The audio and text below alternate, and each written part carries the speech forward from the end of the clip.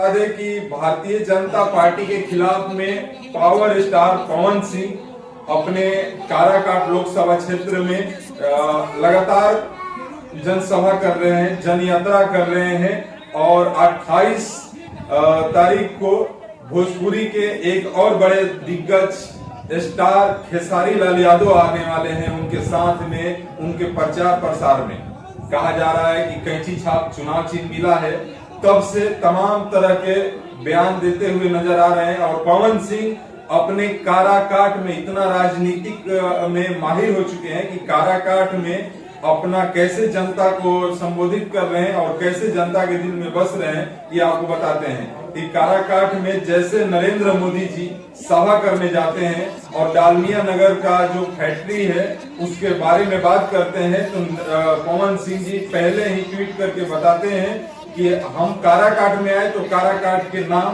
पूरा विश्व में हो गया, यही हमारे लिए विकास है, यही हमारे लिए जीत है। जब काराकाट में आए तो नरेंद्र मोदी कभी जानते भी नहीं थे कि काराकाट लोकसभा क्षेत्र है। वो नरेंद्र मोदी अमित शाह काराकाट लोकसभा क्षेत्र में आके वोट मांग रहे हैं और डालमिया नगर जो बंद पड़ा है फैक्ट्री उसको चालू करने की बात कर रहे हैं। जो हमारा मुद्दा है वो मुद्दा में से एक मुद्दा हमारे जीतने से पहले सफल होता नजर आ रहा है, यही हमारी जीत है। ऐसे अपने ट्विटर के माध्यम से कहते हुए जनता के लोगों के मन में दिल में पवन सिंह का छवि और ही मजबूत हो गया है, दृढ़ हो गया है। ऐसे में बताया जा रहा है कि काराकाट लोकसभा क्षेत्र में तमाम जो भोजपुरी के बड़े बड़े स्टार है, छोटे स्टार है, सब लोग सपोर्ट कर रहे हैं, सब लोग उनको वोट करने का वोट का मांग कर रहे हैं। ये लोग के बीच में जो छवि निकल के आ रहा है कि पावर स्टार पवन सिंह जिस तरह से वहां पर दिख रहे हैं, दमखम दिखा रहे हैं, एक तरफा जीत के तरफ बढ़ते हुए नजर आ रहे हैं।